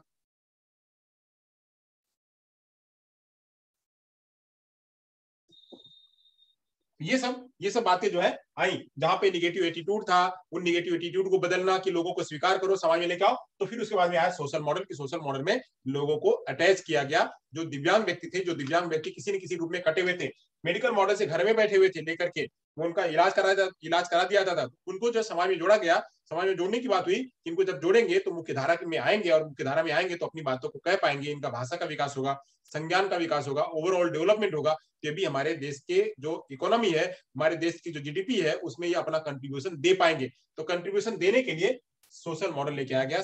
जो समाज है उसने स्वीकारा, यूएनसीआरपी जो है उसने स्वीकारा, पीडब्ल्यूडी एक्ट में इन लोगों के लिए बातें करी गई, इन लोगों के लिए बातें करी गई, यह रोजगार ले सकते हैं, इनके लिए आरक्षण की बात करी गई, इनके लिए नॉन डिस्क्रिमिनेशन की बात करी गई, इनके लिए अलग से कोर्ट बनाने की बात करी गई, इनके लिए एजुकेशन की बात करी गई, इनके लिए दिव्यांगता कौन कौन सी है वो सब बनाने का काम किया गया। तो इनके लिए अलग से नियम कानून बनाया गया। फिर यूएनसीआरपीडी आया, यूएनसीआरपीडी में और भी जो है यूनाइटेड नेशंस पे मतलब यूनाइटेड लेवल पे, वर्ल्ड लेवल पे बात करी गई कि इनके लिए नियम कानून बनाए गए कि इनका अधिकार है। तो अधिकार है, तो अब अधिकारों को कैसे लिया जाए? तो अधिकारों को लिया जाए तो फिर आया क्या? ह्यूमन राइट मॉडल आया कि यूएनसीआरपीडी कहता है कि इनका अधिकार है। खाली बना दिया, लगा दिया, दृष्टिकोण बदल दिया, सुगम बना दिया, बट पता क्या है, यहाँ तो आज बना तो दिया, बस में बना दिया कि इनकी सीट है, इनकी सीट पर वहां बैठने को मिलता है नहीं दिव्यांगजनों को। अब बना दिया, रेलवे में ट्रेन में बना दिया कि एक्सेसिबल, कि हाँ चलो इनके लिए एक अलग सा बोगी है, बट अलग से बोगी वहां पे बैठ करके कोई और ही जाता है, दिव्यांग लोग तो बाहर रहते हैं। तो ऐसी जगहों पे उनका राइट है, उनको राइट भाई उनको ही बैठना है, उनको हटाओ, वो खाली भले जाए। वे दिव्यांगों की सीट है तो दिव्यांग ही बैठेंगे, अगर नहीं है तो खाली जाएगी सीट। तो ये जो है उनका राइट है, राइट को पूरा कराना। अगर कोई उनसे कहता है कि नहीं आपको नहीं मिलेगा, तो क्यों नहीं मिलेगा भाई? ये हमारा अधिकार है, हमको चाहिए, हमारा अधिकार है कि हमको आरक्षण चाहिए, हमारा अधिकार है कि हमको वहां बैठना है। तो फिर आया क्या? ह्यूमन राइट मॉडल आया। और ह्यूमन राइट मॉडल को यूनाइटेड नेशंस पे यूएनसीआरपीडी ने रिकमेंड किया। यूएनसीआरपीडी ने सारे देशों को बोला कि आप अपने अपनी जगह पे नियम कानून बनाइए। तो यूएनसीआरपीडी को ध्यान में रखते हुए हमारे यहाँ आरपीडब्ल्यूडी बना, तो यूएनसीआरपीडी खाली यहाँ पे सोशल मॉडल बना देना, समाज के साथ में जरूर जोड़ देना, बट समाज क्या कह रहा है, समाज में लाकर के जोड़ देना, तो बोला जाए ए भाई देखो ये तो कुछ नहीं कर पाता, समाज में जोड़ तो दिया, बट वहां पे उसकी निगेटिविटी भावना आ रही है, निगेटिविटी भावना आ रही है, तो निगेटिविटी भावना को दूर करना, तो दूर करने की भावना को लेकर के फिर आया क्या, ह्यूमन राइट मॉडल आया। अब ह्यूमन राइट मॉडल में जब यूएनसीआरपीडी ने कहा कि ऐसे दिव्यांगजनों को, जो दिव्यांगजन है यूएनसीआरपीडी ने कहा कि सभी का स्वागत करना है,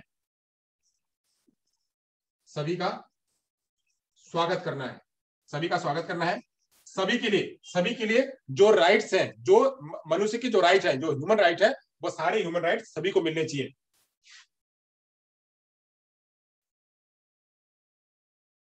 सभी अधिकार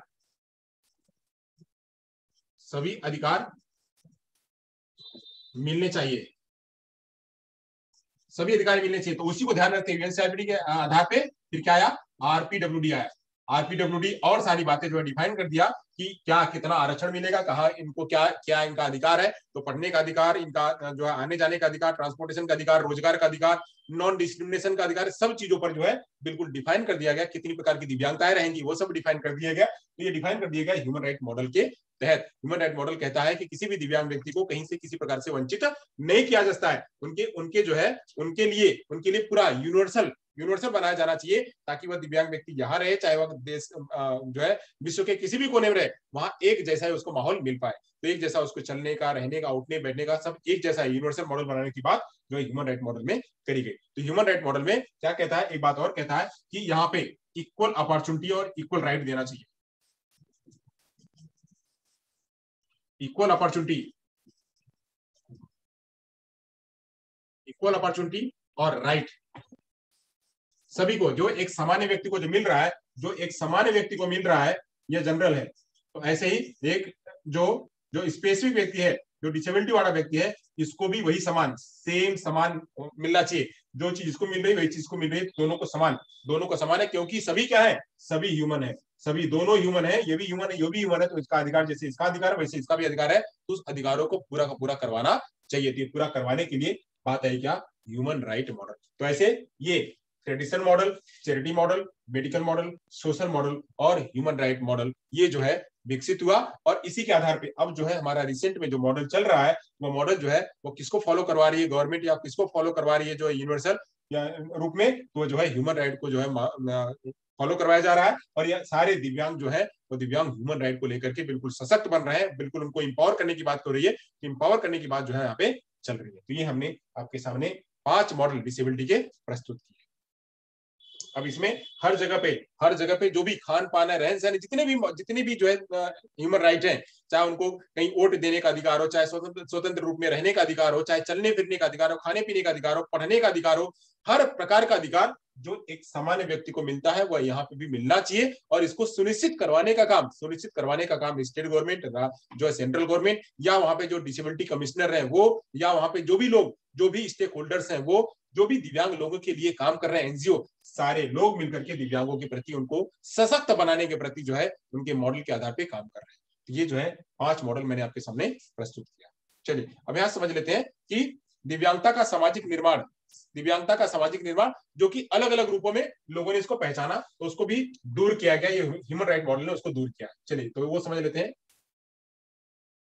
दिव्यांगजनों के लिए जो लोगों के मन में पहले क्या सोच थी, लोग क्या समझते थे, तो उसके बारे में समझ लेते हैं, और उसका जो एटीट्यूड है बदलने का काम ह्यूमन राइट ने किया, आरपीडब्ल्यूडी ने किया, यूएनसीआरपीडी ने किया। चलिए तो समझ लेते हैं social constructions of the disability.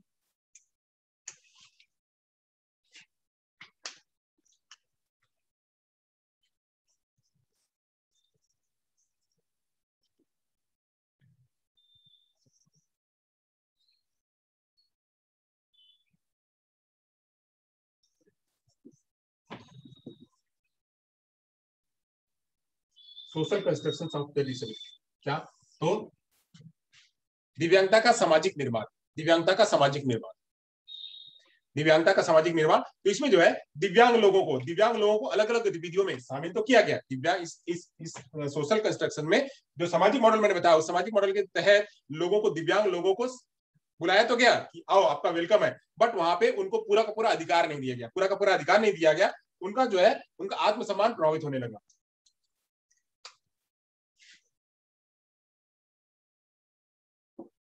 समाज में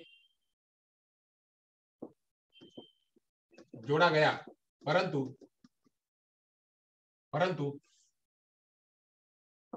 उनके साथ भेदभाव जारी रहा। अब भेदभाव जारी कैसे रहा, तो किस किस रूप में जारी रहा, तो समाज उनको क्या क्या कह रहा था, तो समाज उनको जो है वह समाज उनको क्या कहता था, उनके अंदर जो है एक उभय वृत्ति दिखाई पड़ती थी, एम्बिवेलेंस, उभय वृत्ति दिखाई पड़ती थी कि यह जो है उनके अंदर से निकल करके आता था, ये दिव्यांग है ये काम नहीं कर सकते हैं, दिव्यांग है ये काम नहीं कर सकते हैं, तो ऐसे हैं तो ऐसे हैं। तो ये जो है वो एम्बिवेलेंस जो है वो भाव उनके अंदर में निकल करके आता था। ये यही समझते थे कि ये तो देखो ये है, आ गए, चलो चलो ठीक है, आगे बट आपसे क्या होगा, आप कर पाओगे क्या, दौड़ पाओगे क्या, आप लिख पाओगे क्या, आप सोच पाओगे क्या। तो ऐसी भावनाएं उनको जो है ये चुभो कहते थे, जब दिव्यांग लोगों को यह जो है वो चुभता था। तो एक उभय वृत्ति यहाँ पे निकल करके आती थी कि ये जो मेन कॉमन जो चीज है, वो कॉमन चीज यहाँ से निकल करके आती थी कि लोग कहते थे, वो समझ लेते थे, भले उनके अंदर से वो एटीट्यूड जो है निकलता नहीं था, वो निगेटिव एटीट्यूड, वो निगेटिव भाव नहीं निकलता था कि दिव्यांग जन भी उतना काम कर सकते हैं। तो ये एक उभय वृत्ति निकल करके आई सोशल कंस्ट्रक्शन के रूप में। और क्या निकल के आया, स्टीरियोटाइपिंग, रूढ़िवादिता,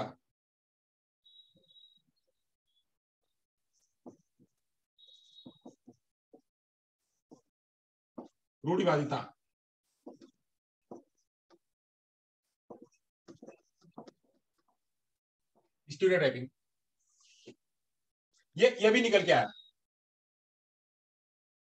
ये स्टीरियोटाइपिंग भी निकल के आया कि क्या, कि लोग यही है, वो पुराने वाले ही थे ना, वो तुम यार पीछे तो दौड़ नहीं पाया, अभी क्या दौड़ोगे, वो पीछे तो कर नहीं पाया, अभी क्या करोगे, वो तुम तो समझ नहीं, तुम तो जो है साइन करते हो ना, साइन तो हमको नहीं आती भाई, तो फिर तुम नहीं यहाँ नहीं आओगे, तुम चल नहीं पाओगे तो तुम यहाँ नहीं आओगे, तुम देख नहीं पाते तो तुम यहाँ नहीं आओगे। तो वो स्टीरियोटाइप जो रूढ़िवादिता है कि पहले ऐसा ही था आज भी वैसा ही, नहीं भाई पहले उनको अवसर तो दो, अवसर दो, देखो करेंगे। उनके पास पहले मशीनें नहीं थी, पहले उनके पास उपकरण नहीं था, आज उपकरण हो गया, वो उपकरण से कर सकते हैं। पहले की सोच अलग थी, पहले टेक्नोलॉजी नहीं थी, अब वो कर रहे हैं, अब उनको पहले मौका तो दो। तो स्टीरियोटाइपिंग भी समाज में वह बना हुआ था। तो स्टीरियोटाइपिंग भी यह सोशल कंस्ट्रक्शन के रूप में ये शब्द, एक उभयवृत्ति वाला शब्द, एक स्टीरियोटाइपिंग शब्द, ये सब निकल करके आया हुआ था उस समय पे, जो कि ह्यूमन राइट बेस्ड ने इनको नकारा, इनको धीरे धीरे कम किया है। लोगों का एटीट्यूड जो है वो धीरे धीरे बदल रहा है। वही क्या, स्टिग्मेटाइज करना,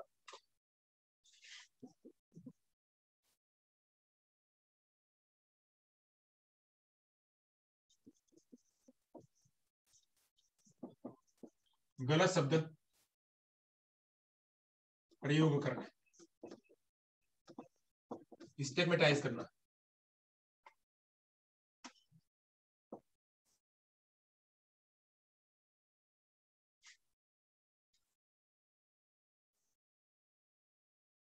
स्टिग्मेटाइज करना। स्टिग्मेटाइज मतलब क्या, कि बोलना कि तुम तो दिव्यांग हो, तुम गूंगे हो, तुम बहरे हो, ऐसे शब्दों से इस्तेमाल करना। तो समाज में यह भी भाव आया था, पहले कुछ समय पहले था, अभी भी जहाँ पे बहुत इतनी जागरूकता नहीं वहां पे है, बट अब धीरे धीरे ये सारे शब्द जो है वो निकल गए हैं। तो निकलने पे हर जगह पे दिव्यांगों का जो है स्वागत हो रहा है। तो दिव्यांगों को स्वागत होने के काम जितने भी सारे नेशनल इंस्टीट्यूट हैं, जितने भी सीआरसीज हैं, जितने भी आरसीज हैं, या जितने भी एनजीओ हैं जो काम कर रहे हैं इस फील्ड में, आरसीआई है, ये सब काम कर रहे हैं। तो ये सब जो है ये धीरे धीरे ऐसे शब्दों को निकालने का काम हटा रहे हैं समाज से। तो कोई भी समाज में गलत शब्द दिव्यांगों के लिए प्रयोग नहीं कर रहा है। इवन दिव्यांग जन भी क्या है, दिव्यांग जन भी सशक्त हो चुके हैं, तो दिव्यांग भी अपने लिए काम कर रहे हैं। ये हो गया। अब वही भेदभाव, प्रिजुडिस, की भावना, भेदभाव की भावना,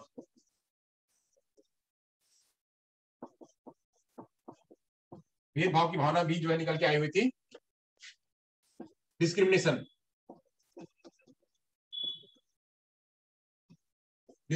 तो डिस्क्रिमिनेशन की भावना भी निकल के आई हुई थी। तो डिस्क्रिमिनेशन की भावना को भी धीरे धीरे क्या हुआ, अब दूर किया जाने लगा। डिस्क्रिमिनेशन क्यों? कि उनके पढ़ाई के आधार पे, उनके सोच के आधार पे, उनके चलने के आधार पे वो डिस्क्रिमिनेशन, सामान्य लोगों से डिस्क्रिमिनेट किया जाता था।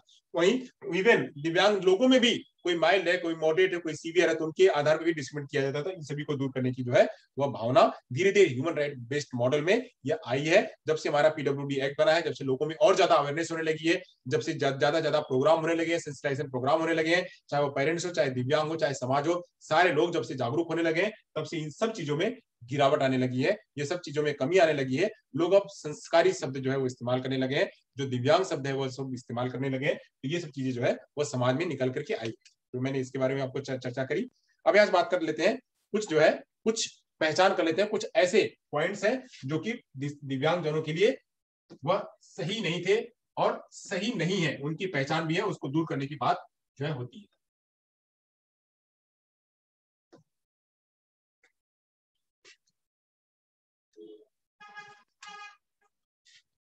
इसको कह सकते हैं प्रमुख खतरों की पहचान।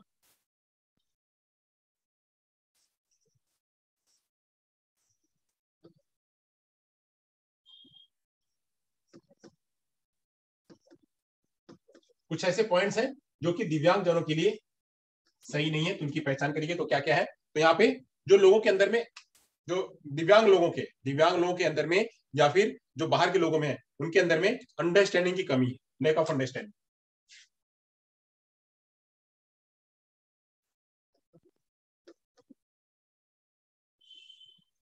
लैक ऑफ अंडरस्टैंडिंग, लोगों में क्या है, वह समझ की कमी है कि दिव्यांग लोग ऐसा कर सकते हैं, दिव्यांग लोग नहीं कर सकते हैं। तो दिव्यांग लोग क्या, उनके अंदर में इतनी कैपेसिटी है क्या? तो उसको जो है उसकी अंडरस्टैंडिंग की कमी है, उतना अवेयरनेस नहीं है, उतना सेंसिटाइजेशन नहीं है। तो उसकी वजह से क्या है, लोग दिव्यांगों को स्वीकार नहीं करते हैं। तो ये भी जो है वह खतरा बनता है। अगर कमी, लोगों के पास समझ कम है, समझ नहीं है, तो क्या होगा, वह समझ भी क्या होगा, खतरा होगा। बोलते हैं ना, नीम हकीम खतरे जान।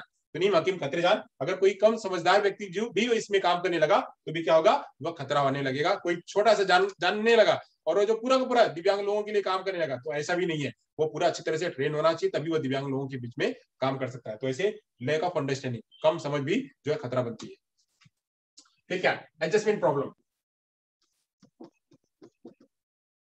एडजस्टमेंट प्रॉब्लम, अगर आप दिव्यांगजनों के लिए स्कूल खोल रखे हैं, दिव्यांगजनों के लिए काम कर रहे हैं, तो आपको दिव्यांगजनों के साथ में, उनके साथ में एडजस्ट करना पड़ेगा कि उनकी आवश्यकताएं, उनकी नीड, उनको ध्यान में रखना पड़ेगा, क्योंकि वो आपसे डिफर पड़ेंगे, वो आपसे भिन्न पड़ेंगे। आपकी सोच, आपकी स्टाइल, आपका खान पान, और उनकी सोच, उनकी खान पान, उनकी स्टाइल में फर्क होगा। तो आपको उनके साथ में क्या करना पड़ेगा, आपको एडजस्ट करना पड़ेगा। तो एडजस्ट करने के लिए भी वहां जो है देखना पड़ेगा। तो ये भी क्या है, ये भी एक जो है प्रॉब्लम देख करके आती है।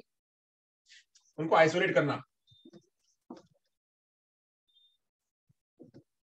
आइसोलेशन और सेग्रीगेशन,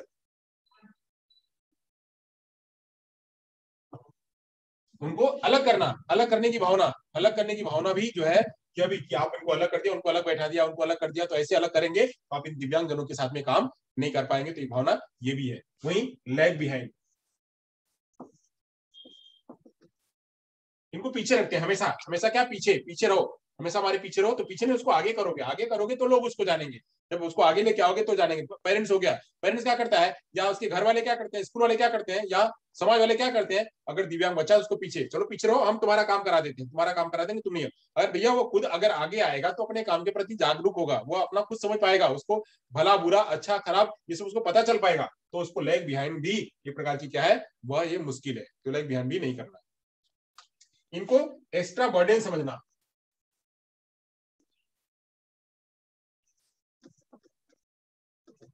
एक्स्ट्रा बर्डन समझना,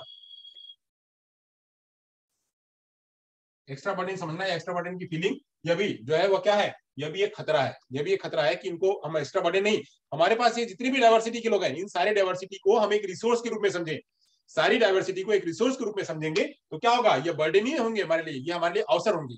बर्डन ही हमारे लिए अवसर होंगे, ये भी हमारे लिए काम कर सकते हैं, रिसोर्स के रूप में काम कर सकते हैं। इनको रिसोर्स के रूप में लो, जैसा कर सकते हैं उनकी कैपेसिटी के आधार पर उनको काम दो, उनको काम बताओ, तो काम बताओगे तो भी काम करेंगे, तो ऑटोमेटिक अपने ऊपर भी जो है पगभर बनेंगे, या जो है सशक्त बनेंगे, और समाज के लिए भी सशक्तिकरण का काम करेंगे। तो इनको एक्स्ट्रा बर्डन काम करना जो समझते हैं लोग, वो भी क्या है, प्रकार का वह समस्या है। इनसिक्योरिटी, इन बच्चों के साथ में रहने के रूप में इनसिक्योरिटी फील करना, इनसिक्योरिटी यानी अपने को असहज मानना, असहज मानना, तो असहज मानने के रूप में भी यह जो है ये भी क्या एक प्रकार का नुकसान है। यहाँ पे इंट्रोवर्ट नेचर, अब दिव्यांगों में भी यह अक्सर आता है इंट्रोवर्ट नेचर। बच्चे जो है हमेशा अक्सर जो है इंट्रोवर्ट नेचर के होते हैं। ये सारी पहचान जो है ये सारे क्या है, ये इनके लिए पहचान है, ये इनके लिए समस्या है। इन समस्याओं को हमको क्या करना है, ये दिव्यांग जन के कारण, ये दिव्यांगों में भी और जो सामान्य है इन दोनों में भी पहचान इसकी होती है। इनको दूर करना, दूर करके समाज के साथ में, दोनों के साथ में समान भाव, समान भाव, इक्विटी की भावना, इक्विटी की भावना या इक्वल अपॉर्चुनिटी की भावना जो है इनके अंदर में देनी होगी, तब जाकर के हम इसको दिव्यांगों को समाज में मुख्य धारा में जोड़ पाएंगे, इनको पूरा का पूरा जो ह्यूमन राइट मॉडल है वो दे पाएंगे। तो इसलिए इन सबकी पहचान करना। वही बात करते हैं कैसे सीखने की और सहभागिता की बाधा की पहचान करना, उनको कैसे दूर करेंगे उसकी पहचान कर लेते हैं। कुछ बाधाएं हैं, उन बाधाओं की पहचान करना।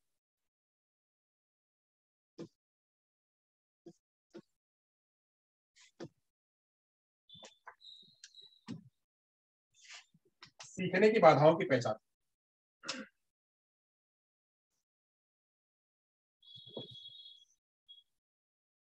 सीखने की बाधा की पहचान, सीखने की बाधा की पहचान क्या हो सकती है वह, तो चलिए देख लेते हैं कि ऐसे बच्चे जो है वो कम्युनिकेट नहीं करें। अगर कम्युनिकेट नहीं करेंगे बच्चे तो क्या करेंगे, वो सीख नहीं पाएंगे। तो इनको कम्युनिकेशन करने के लिए बनाना।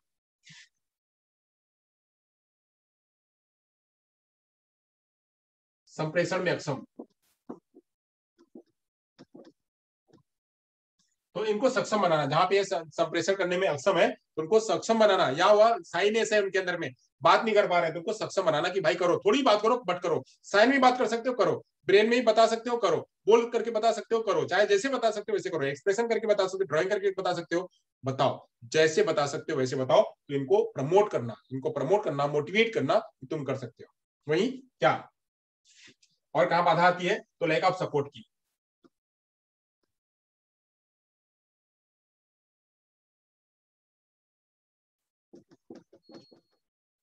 सपोर्ट की कमी, सपोर्ट की कमी भी देखने को मिलती है। तो सपोर्ट की कमी कैसे देखने को मिलती है कि हाँ वहां पे असिस्टिव डिवाइस नहीं हो सकते हैं, उनके लिए जो है रुपए पैसे नहीं हो सकते हैं, एक जगह से दूसरी जगह जाने के लिए जो है एक्सेसिबिलिटी नहीं हो सकती है, या फिर उनको जो है गाइड करने वाला कोई नहीं है, उनको ट्रेन करने वाला कोई नहीं है, उनको रिहेबिलिटेट करने वाला कोई नहीं है। स्कीम्स तो है बट उनको वहां तक पहुंचने के लिए व्यवस्था नहीं है। तो यह सपोर्ट की कमी भी क्या हो सकती है, बाधा, और यह जो है बाधा हो सकती है उनकी लर्निंग में, या फिर उनके जो है या इन सब की पहचान करना उनकी सहभागिता में हो सकती है। आगे चलते हैं। यहाँ पे निगेटिव अप्रोच,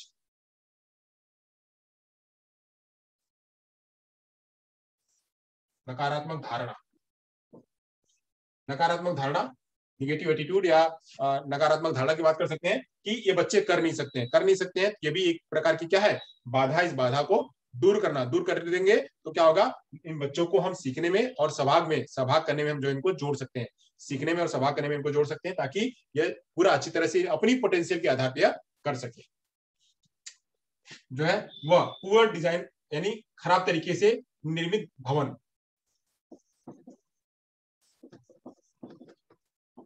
खराब तरीके से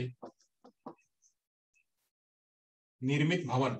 अब वहां पे कोई जो दिव्यांग व्यक्ति है, दिव्यांग व्यक्ति है, वहां पे ना तो रैंप है, ना तो वहां पे लिफ्ट है, ना तो वहां पे जो है वह सीढ़ियां ढंग की हैं, या ना तो वहां पे जो है वह साफ सफाई है, ना तो वहां पे एक्सेसिबिलिटी पूरी है, ना तो वहां पे पानी तक पहुंच है, ना तो वहां टॉयलेट तक पहुंच है। तो ऐसे बच्चे जो है वहां पे, चाहे वह फिजिकली रूप से इम्पेयर्ड हो, चाहे हियरिंग रूप से इम्पेयर्ड हो, चाहे वह विजुअली इम्पेयर्ड हो, ये वहां पे पहुंच नहीं पाएंगे। वहां पे ब्रेन में कोई साइनेस नहीं है, वहां पे साइन में कोई चीज नहीं दिख रही है, वहां पे जो है बाधा मुक्त वातावरण नहीं हो सकता है, या वहां पे जो है एक्सेसिबिलिटी नहीं हो सकती है, वहां पे साउंड प्रूफ जो है वह व्यवस्था नहीं हो सकती है, वहां पे ये सब जो है नॉइज से भरा होगा, तो बच्चे वहां पे आ नहीं पाएंगे, वहां पे सीख नहीं पाएंगे। तो खराब तरीके से निर्मित जो भवन है वो भी क्या करता है, यहाँ पे वह बाधा पहुंचाता है बच्चों के सीखने में। फंड की कमी, फंड की भी कमी जो है वह क्या करती है, यह बाधा पहुंचाती है। वित्त की कमी, वित्त की कमी भी बाधा पहुंचाती है। अगर वित्त कम होगा तो इन सभी के लिए व्यवस्था करने के लिए पैसे चाहिए, तो पैसे नहीं होंगे, या उसको मेंटेन करने के लिए, मेंटेनेंस करने के लिए वहां पे जरूरत पड़ेगी, वहां पे उसको साफ सफाई करने के लिए, वहां तक पहुंच बनाने के लिए लोगों की जरूरत पड़ेगी, ह्यूमन रिसोर्स की जरूरत पड़ेगी। तो ह्यूमन रिसोर्स भी ना होना, वो भी जो है वह यहाँ पे आएगा। लोगों की समझ की कमी, लोगों की समझ की कमी यह भी दिखाई पड़ती है कि लोग समझ नहीं पाते हैं, तो ये अभी क्या है, बच्चों की लर्निंग में बाधा पहुंचाती है। वहां पे सामाजिक रूप से भेदभाव,